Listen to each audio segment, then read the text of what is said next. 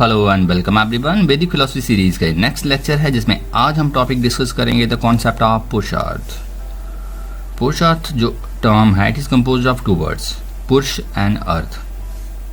So word purushartha stand for people, person and arth stand for pursuit, aim और goal. So जो term purushartha है it is basically refers to the ultimate goal of human life, the ultimate aim of human life. और वो उसको किस context में देखा जाता है? वैल्यूज़ की कंटेक्स्ट में, कि जो अल्टीमेट वैल्यूज़ हैं ह्यूमन लाइफ की, ह्यूमन लाइफ में वो कौन सी हैं। तो मतलब बेसिकली जैसे हम देखें प्लेटोज़ की अगर लैंग्वेज में बात करें, प्लेटो टर्म यूज़ करते हैं कार्डिनल वर्चूज़, जो अल्टीमेट वैल्यूज़ हैं उनके लिए, जैसे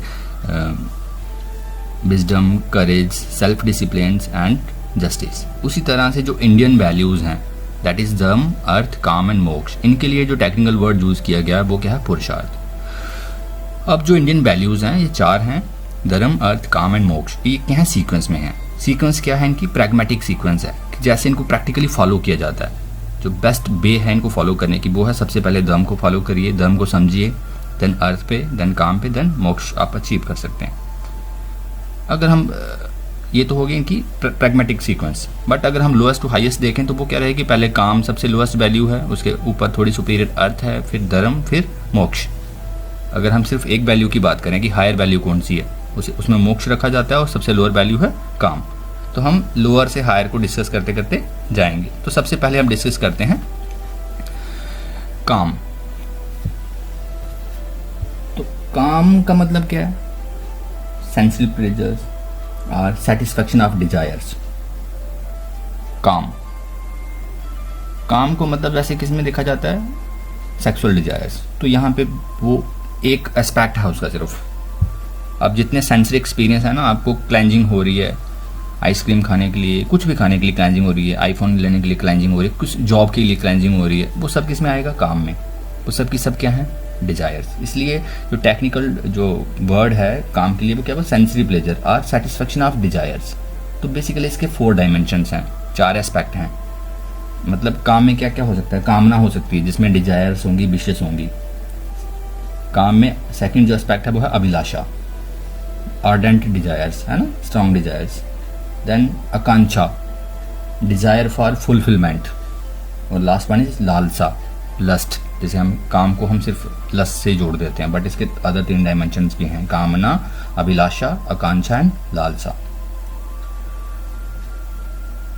तो बेसिकली जितनी भी ह्यूमन एक्टिविटीज हैं उन सब का सोर्स क्या है? काम। काम क्या है? Root of all actions and it is divided into 3 parts. अब वो क्योंकि जो अल्टीमेट एब्सोल्यूट है उसके 3 एस्पेक्ट हैं, सत्व, रजस एंड तमस। और उसी तरह से काम भी 3 प्रकार का हो जाता है, सात्विक काम, राजसिक काम एंड तामसिक काम। क्लियर? जैसे सात्विक काम का अगर हम देखें, काम अकॉर्डिंग टू द धर्मा। सात्विक कर्मा कौन सा होता है? सात्विक काम कौन सा होता है? सात्विक डिजायर कौन सी होती हैं? जो एकदम धर्म के अकॉर्डिंग हो। देन राजसिक काम, जहाँ पे सेंस ऑर्गन, डिजायर्स इन्वॉल्व हों, बट उनका रिजल्ट भी क्या होता है? पॉइजनस ही होता है। और लास्ट वन इज तामसिक काम, जिसमें सिर्फ इग्नोरेंस और लेजीनेस हो, दैट इज तामसिक, टोटल नेगेटिविटी से भरा हो। मतलब काम तीन प्रकार का हो सकता है। ऐसा नहीं है कि काम गलत ही होता है। अगर काम सात्विक है तो वो अच्छे रिजल्ट प्रोड्यूस करेगा, पॉजिटिव रिजल्ट प्रोड्यूस करेगा, एथिकल रिजल्ट प्रोड्यूस करेगा। बट अगर काम जो है, डिज़ायर जो है वो राजसिक या तामसिक होंगी तो फिर वो डेडली रिजल्ट प्रोड्यूस करेगा जो आपको बाउंड करेगा। Clear? That is the first पुरुषार्थ, काम। सेकंड पुरुषार्थ रहता है अर्थ। इसकी लूज ट्रांसलेशन क्या रहती है? लिवलीहुड, है ना। जो भी है इकोनॉमिक एक्टिविटी जितनी भी है सब किस में आएंगी? अर्थ में। प्रॉपर्टी और material well beings every human beings aim at livelihood. तो कौटिल्य ने क्या कहा है? Kautilya in his Arthashastra said that the livelihood of human beings means for the achievement of dharma and karma. Vatsyana in his Kam Sutra has defined artha as including knowledge, land, animals, friends and earned money. Clear? दोनों में थोड़ा सा difference है। कौटिल्य ने क्या कहा है? काम किस लिए होना चाहिए? कि धर्म और कर्म जो है दोनों को अच्छे से अचीव किया जा सके, अर्थ का मतलब। और अगर हम बादशाह की बात करें, यहाँ पे आप नॉलेज गेन कर रहे हैं, आपके पास लैंड है, आपके एनिमल्स हैं, आपके पास फ्रेंड्स हैं, आपके पास पैसा है, ये सब किस में आएगा? अर्थ में। क्लियर? तो यहाँ पे ज़्यादा कुछ है नहीं है। फर्स्ट वैल्यू आपने देखी काम, सेकंड देखी अर्थ। काम का मतलब सिंपल सा क्या था? डिजायर्स। अर्थ देखा, दैट मीन लिवलीहुड्स, जो भी अर्निंग है। अब थर्ड जो है, it's a most important value, that is धर्म। अब बेसिकली जब हम धर्म वर्ड यूज़ करते हैं, कुछ लोग इसको रिलीजन के साथ कंफ्यूज कर देते हैं कि धर्म का मतलब क्या होता है, रिलीजन क्या है। कि आपको पूछे आपका धर्म क्या है तो आप समझोगे कि आपको वो पूछ रहा है आपका रिलीजन क्या है। इसका हरगिज़ ये मतलब नहीं होता। इंडियन कॉन्टेक्स्ट में, इंडियन फिलॉसफी में या इंडियन एथिक्स में जब हम धर्म वर्ड यूज़ करते हैं, इसका सिंपल सा मतलब क्या रहता है? Dharma stand for duty, law, force, powers. Clear? अगर कौटिल्य के अर्थशास्त्र की बात करें, वहाँ पे उन्होंने इसको 3 मीनिंग दिए हैं: sense of social duty, moral law based on truth and civil law. Clear? क्या? धर्म। अब धर्म बेसिकली होता क्या है? धर्म का मतलब क्या है? ड्यूटी क्या है? अब इसको फर्दर क्लासीफाई किया गया है। इसको अगर समझना है, उसकी क्लासिफिकेशंस को हमें समझना पड़ेगा। अब जैसे मतलब धर्म की जो लूज क्लासिफिकेशन है वो क्या है? सामान्य धर्म एंड विशेष धर्म। अब सामान्य धर्म कौन सा होता है? जो सबके लिए होता है। विशेष धर्म क्या होता है? जो हर किसी के लिए अलग अलग हो सकता है। क्या पता जो आपके लिए वो मेरी ड्यूटी नहीं हो, जो आपका धर्म है वो मेरा धर्म ना हो, बट जो सामान्य धर्म है वो आपका भी बनता है, मेरा भी बनता है। जैसे फॉर एग्जांपल एथिक्स की बात करें, वो सामान्य धर्म में आती है। यूनिवर्सल कोड ऑफ मोरालिटी, कि but to do and not to do. अगर कोई चीज़ मेरे लिए गलत है तो आपके लिए भी गलत होगी, है ना? अगर मतलब किसी को मर्डर करना गलत है, वो ये नहीं है कि एमएलए का बेटा मर्डर करेगा और वो गलत नहीं है। अगर मैं मर्डर करता हूँ और एक एमएलए का बेटा मर्डर करता है, चाहे मेरा मर्डर होता है चाहे एक एमएलए के बेटे का मर्डर होता है, दोनों इक्वली गलत हैं। दैट इज सामान्य धर्म, कॉमन टू ऑल, है ना? Everyone has to follow. जैसे सबको सच बोलना चाहिए, सबको अहिंसा के रास्ते पे चलना चाहिए, सबको ब्रह्मचर्य फॉलो करना चाहिए, शील होना, शांत सभा, अतिथि सेवा, जैसे आपके घर पे कोई आता है तो उसकी रिस्पेक्ट करनी है। तो ये सब किसमें है? सामान्य धर्म में। क्लियर? सत्य, अहिंसा, ब्रह्मचर्य, दमा, शील, अतिथि सेवा, ये कौन से धर्म है सारे? कौन सी ड्यूटीज हैं? सामान्य धर्म्स, कॉमन ड्यूटीज हैं सबकी। और दूसरी तरफ आता है विशेष धर्म, यूनिक ड्यूटीज, है ना? और विशिष्ट धर्म। सो एंशिएंट टाइम्स में क्या था? जो ट्रेडिशनल टाइम पीरियड में different person performed under different circumstances, है ना? जो जिस सर्कमस्टांस में आप हैं, जो आपका सोशल स्टेटस है, जो आपका इंटेलेक्चुअल स्टेटस है, जो बॉडीली फिजिक स्टेटस है, उसके अकॉर्डिंग आप क्या काम करेंगे। अब धर्म का हरगिज़ ये मतलब नहीं है कि मतलब जैसे मतलब चलो थोड़ा डिटेल में और देखते हैं इसको। जैसे धर्म को, जो विशेष धर्म है, इसको फर्दर 2 पार्ट में और क्लासीफाई किया जाता है, वर्ण धर्म एंड आश्रम धर्म। अब वर्ण क्या है? कास्ट। वर्ण धर्म मतलब ड्यूटी अकॉर्डिंग टू वर्ना। अब जो वर्ना है और जो कास्ट है, इसमें थोड़ा सा फर्क रहता है। कास्ट में बड़ी सारी और भी चीज़ें हैं, बट जब हम वैदिक फिलॉसफी की बात करते हैं, जहाँ पे जो वर्ना वर्ड यूज़ किया गया है, वर्ण जो हमारा डिसाइड होता है वो होता है by birth, not by birth. इसलिए आपको जो मॉडर्न कंसेप्ट है कास्ट का, इसके साथ कंफ्यूज नहीं कर सकते इसको। वर्ना का सिंपल सा मतलब क्या रहता है? वर्ण जो डिटरमाइन होता है हमारे बर्थ से, कि आप काम क्या करते हैं। तो बेसिकली मतलब एंशिएंट टाइम पीरियड में बात करें तो सिर्फ 4 ही वर्णाज होते थे: ब्राह्मण, क्षत्रिय, वैश्य एंड शूद्राज। तो मतलब ऐसा बोल सकते हैं हम कि जो काम थे सारे के सारे, उनको 4 पार्ट में डिवाइड कर दिया था। कुछ काम ब्राह्मणों को दे दिए थे, कुछ क्षत्रियों को, कुछ वैश्य को, कुछ शूद्राज को। जैसे प्लेटो में देखा था आपने, वहाँ भी बिल्कुल वैसा था। जिसके पास विजडम होगा, जिसके पास कोरेज होगी, जिसके पास सेल्फ डिसिप्लिन होगा, सबको अलग अलग वर्कर्स, वेरियर्स एंड रूलर्स, है ना? जो कैपेसिटी होगी उसके अकॉर्डिंग उसको वो काम दिया जाएगा। सेम यहाँ पे था। जो इंटेलेक्चुअल होते थे उनको ब्राह्मण का दर्जा दे दिया गया, जो वेल बिल्ट बॉडी थी उनको क्षत्रिय में क्लासीफाई कर दिया गया, और जो ट्रेडिंग माइंड के लोग थे उनको वैश्य में डाल दिया गया। और जो फीबल माइंडेड होते थे, कुछ भी काम करने के लायक नहीं है, मतलब जिनका मतलब इंटेलेक्चुअल कैपेसिटी भी कम है, फिजिकली भी वीक हैं, उनको रखा जाता था शूद्राज में। तो अब जैसे प्लेटो में हमने क्या देखा था, आइडियल स्टेट का अगर हम कंसेप्ट देखें, वहाँ पे एक राजा का बेटा क्षत्रिय बन सकता है, क्षत्रिय का बेटा राजा का बेटा मतलब वर्कर बन सकता है, वर्कर का बेटा किंग बन सकता है। तो सेम यहाँ पे भी वही चीज़ है। ऐसा नहीं है कि आप ब्राह्मण में जन्म हुआ आपका और आप क्षत्रिय का काम नहीं कर सकते। आप क्षत्रिय में जन्म हुआ तो ब्राह्मण का काम नहीं कर सकते। अगर आपके अंदर कैपेसिटी है तो आप वो काम कर सकते हैं। क्लियर? तो बेसिकली 4 वर्ण थे वहाँ पे, ब्राह्मण, क्षत्रिय, वैश्य एंड शूद्र। तो ब्राह्मणों को जो मेन ड्यूटी दी गई थी वो क्या थी? इनको सोसाइटी में काफ़ी रिस्पेक्टेबल पोजीशन होती थी ब्राह्मण की, जो वेदांत स्टडी करते थे, भक्ति करते थे, है ना।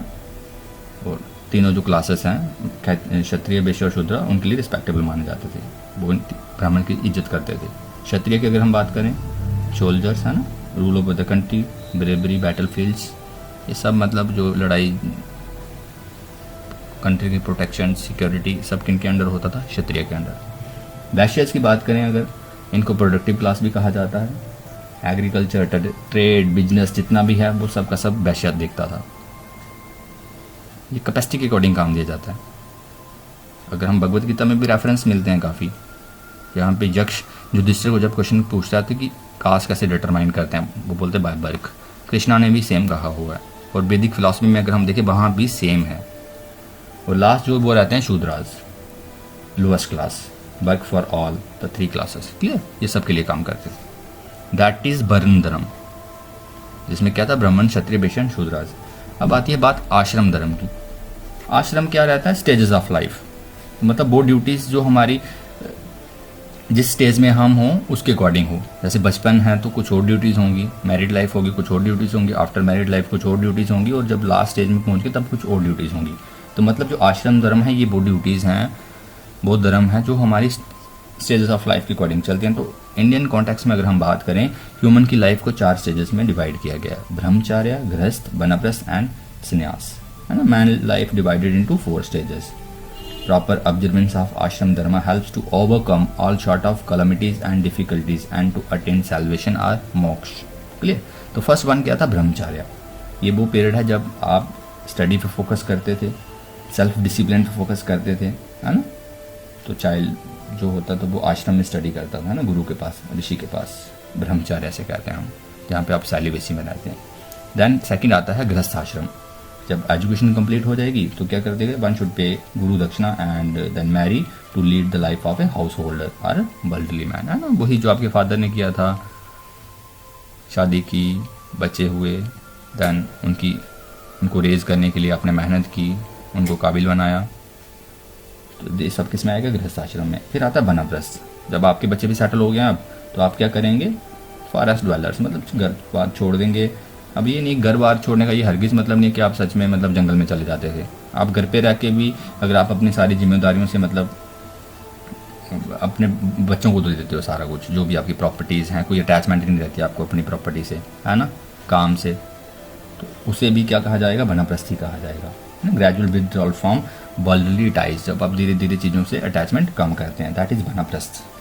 और फिर फाइनल स्टेज होती है संन्यास, जब आप एकदम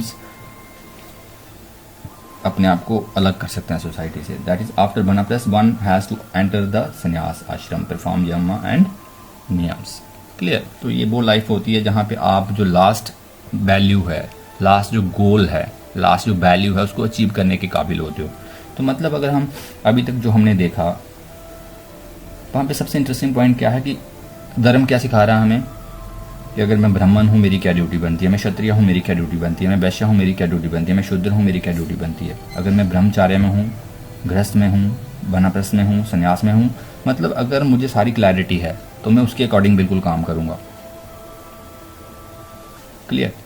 तो जो अर्थ और काम है वो भी, जैसे मतलब फॉर एग्जाम्पल काम की एग्जाम्पल लेते हैं हम। अब काम कहाँ एग्जिस्ट करेगा? आश्रम धर्म में अगर हम बात करें, ब्रह्मचर्य में काम नहीं आ सकता, वहाँ पे मिनिमम डिजायर्स होनी चाहिए, ना ही सेक्सुअल डिजायर होनी चाहिए। गृहस्थ आश्रम में वो सारी काम चाहिए उसको, बट काम किसके अकॉर्डिंग चाहिए? धर्म के अकॉर्डिंग। किसके अकॉर्डिंग? धर्म के अकॉर्डिंग। इसलिए मतलब both kama and artha must be pursuing according to dharma. That's by dharma is priority wise put first in the 4 values. इसलिए धर्मा को सबसे ऊपर रखा गया है। जब आप सीक्वेंस की बात करते हैं, प्रैग्मेटिक पॉइंट से वैल्यूज की बात करते हैं, तो धर्म को सबसे पहले रखा जाता है। अगर धर्म के अकॉर्डिंग अर्थ और काम को फॉलो करेंगे आप, तो आप मोक्ष के लिए रेडी होते हैं। तो मतलब इंडियन एथिक्स की अगर हम बात करें, यहाँ पे ऐसा नहीं है कि आपको बुद्ध की तरह सारा कुछ छोड़ छाड़ के जाना पड़ेगा। आप शादी करके भी मोक्ष की तरफ जा सकते हैं, बट अगर आप स्टेप बाय स्टेप जिस स्टेप में आप हैं उसको आप लॉजिकली फॉलो कर रहे हैं। जैसे ब्रह्मचार्य में थे तो आपने सारा फोकस पढ़ाई पे था, गृहस्थ में आए तो आपका मौज मस्ती शादी वादी जो भी है उस पर फोकस है। अब वानप्रस्थ में आ गए तो आप वाइफ से बच्चों से डिटैच होना, प्रॉपर्टी से डिटैच होना शुरू हो जाइए और संन्यास में बिल्कुल सरेंडर करना शुरू। तो अगर आप ऐसा कर सकते हैं तो आप मोक्ष के लिए रेडी हैं, अदरवाइज नहीं। इसलिए जो अर्थ और काम है उसको धर्म के अकॉर्डिंग परस्यू करने के लिए कहा जाता है। और लास्ट वन क्या है? मोक्ष, दैट इज मुक्ति, लिबरेशन जिसे आप कहते हैं। अब मोक्ष मिलती किसको है? तो इंडियन कॉन्टेक्स्ट में क्या बिलीफ है कि हमारे अंदर क्या होती है? आत्मा होती है। क्या होती है? आत्मा। तो आत्मा क्या है? संसार के चक्कर में फंसी हुई है, बार बार जन्म होता है मरण होता है, जन्म होता है मरण होता है। क्लियर? तो जो मोक्ष है, जो फ्रीडम है cycle of birth and death से, संसार से जो मुक्ति है, वो कैसे मिलेगी? उसके भी 4 रास्ते दिए गए हैं, भक्ति मार्ग, ज्ञान मार्ग, कर्म मार्ग एंड योगा मार्ग। इनमें से कोई भी अब एक पाथ चूज कर लीजिए, चाहे कर्मों का, अच्छे कर्म करेंगे, निष्काम कर्म जिसे हम कहते हैं, भक्ति मार्ग, टोटल डिवोशन टू गॉड, है ना, ज्ञान मार्ग जैसे शंकरा सपोर्ट करते हैं, पूरा डीप नॉलेज चाहिए कि ब्रह्मन और आत्मा एक ही चीज़ है, एंड देन योग मार्ग, जब आप पूरे सेंसेस पे अपने सारा कंट्रोल होगा, जिस तरह से पतंजलि ने प्रपोज किया। तो ये 4 रास्ते हैं मोक्ष को पाने के, मुक्ति को पाने के, जिससे हम मुक्त हो सकते हैं cycle of birth and death से।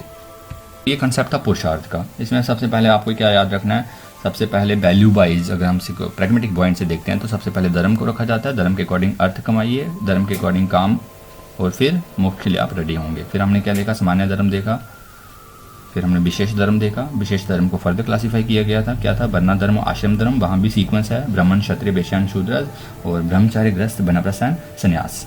और फिर हमने लास्ट में देखा मोक्ष, जो अल्टीमेट एंड है, जो हाईएस्ट एंड है, हाईएस्ट एम है ह्यूमन लाइफ का, वो क्या था? मोक्ष पाना। तो धर्म के बिना मोक्ष पॉसिबल नहीं है, है ना। मोक्ष का मतलब क्या होता है? जब सोल आपका जो ग्रॉस स्थूल शरीर और सूक्ष्म शरीर दोनों से मुक्त हो जाता है। ऐसे क्या होता है? ग्रॉस बॉडी मतलब फिजिकल डेथ होती है, हम साइकोलॉजिकली हम नहीं मरते हैं। तो जब आप मोक्ष के लिए रेडी होते हैं, चाहे वो कर्म मार्ग करेंगे, अच्छे कर्म करेंगे, नॉन अटैच्ड एक्शंस, तो भी जो सूक्ष्म शरीर है आपका वो नहीं बनेगा, सब्टल बॉडी नहीं बनेगी। भक्ति मार्ग करेंगे, डिवोशंस, तो भी वो नहीं जनरेट होगा। ज्ञान मार्ग होगा तो भी वो डिस्ट्रॉय हो जाएगा, और योगा से भी वो डिस्ट्रॉय हो जाता है। जैसे स्थूल शरीर खत्म होता है, सूक्ष्म शरीर खत्म होता है, तो स्थूल शरीर के साथ ही आपको मुक्ति मिल जाती है। इसलिए मतलब जब मुक्ति की बात करते हैं, वहाँ भी 2 टाइप की मुक्ति रहती है, जीवन मुक्ति और विदेह मुक्ति। कुछ लोग ये मानते हैं कि अब इस दुनिया में होते हैं तभी मुक्ति मिल जाती है, दैट इज जीवन मुक्ति। और कुछ बोलते हैं कि जब डेथ होती है तब मुक्ति मिलती है, दैट इज विदेह मुक्ति। कुछ दोनों को मानते हैं और कुछ सिर्फ एक को मानते हैं। जो एक को मानते हैं वो विदेह मुक्ति को मानते हैं, और जो दोनों को मानते हैं वो जीवन मुक्ति और विदेह मुक्ति दोनों को मानते हैं कि जीवन मुक्ति पहले मिल जाती है, और जब विदेह मुक्ति कब मिलती है? जब आप पूरा शरीर छोड़ देते हो। बट कुछ बोलते हैं कि सही मुक्ति तभी होती है जब आप शरीर छोड़ते हो, वो सिर्फ एक ही मुक्ति को मानते हैं, दैट इज विदेह मुक्ति। Thanks for watching.